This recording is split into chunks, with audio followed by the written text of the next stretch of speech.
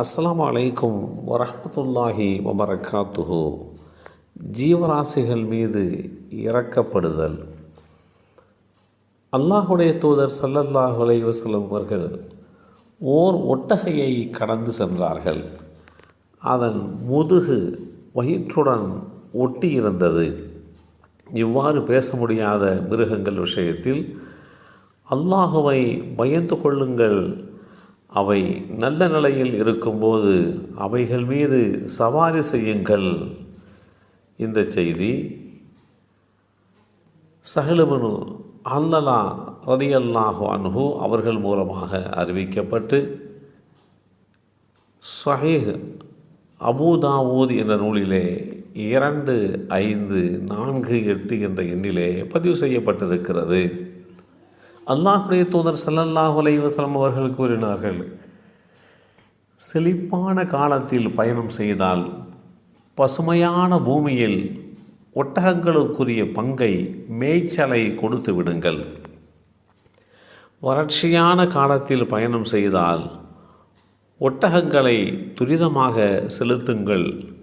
நீங்கள் இரவில் இறங்கி ஓய்வெடுத்தால் போக்குவரத்து சாலையை தவிர்த்து விடுங்கள், ஏனெனில் அது இரவில் விஷ ஜந்துகள் உலவும் இடமாகும்.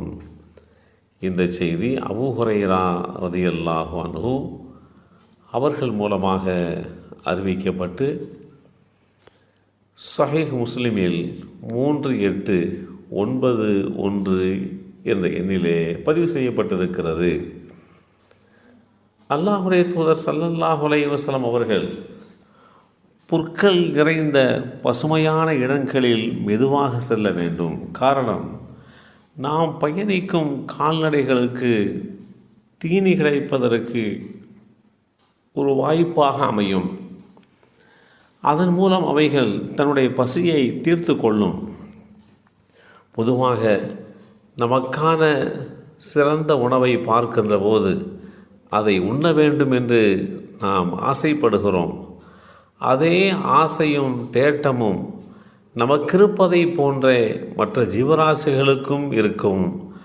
அவ்வாறு அதற்கான உணவுகள் நிறைந்த பசுமையான பகுதிகளில் பயணித்தால் அது உண்ணுவதற்கு இடமளிக்காமல் விரைவாக அந்த இடத்தை கடந்துவிட்டால் தனக்கான தீனியை பார்த்தும் உண்ண முடியவில்லையே என்ற ஏக்கம் அந்த ஜீவராசிகளுக்கு ஏற்படும். எனவேதான் அல்லாஹுடைய தூதர் ஸல்லல்லாஹு அலைஹி வஸல்லம் அவர்கள் இப்படி வழிகாட்டி தந்திருக்கிறார்கள். கால்நடைகள் மீதும் உலகில் இருக்கின்ற ஏனைய ஜீவராசிகள் மீதும் அன்புடனும் இரக்கத்துடனும் நடந்து கொள்ள வேண்டும் என்பதை நபி ஸல்லல்லாஹு அலைஹி வஸல்லம் அவர்கள் பல கட்டங்களில் நினைவுபடுத்தியிருக்கிறார்கள்.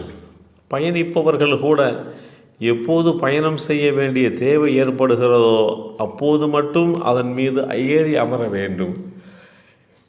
பயணிக்க வேண்டிய தேவை இல்லாத போது அல்லது வேறு காரணங்களுக்காக அதன் மீது அமர்வதை இஸ்லாமிய மார்க்கம் தடை செய்திருக்கிறது.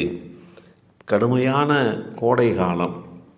இந்த கோடை காலங்களில் கால்நடைகளாக இருக்கட்டும், பரப்பன என்று சொல்லப்படக்கூடிய பறவை இனங்களாக இருக்கட்டும், மற்ற ஜீவராசிகளாக இருக்கட்டும், இவைகளுக்கு உண்டான குடிநீரும் உணவும் மிக முக்கியமான ஒன்று என்பதை நினைவுகூர நாம் கடமைப்பட்டிருக்கிறோம்.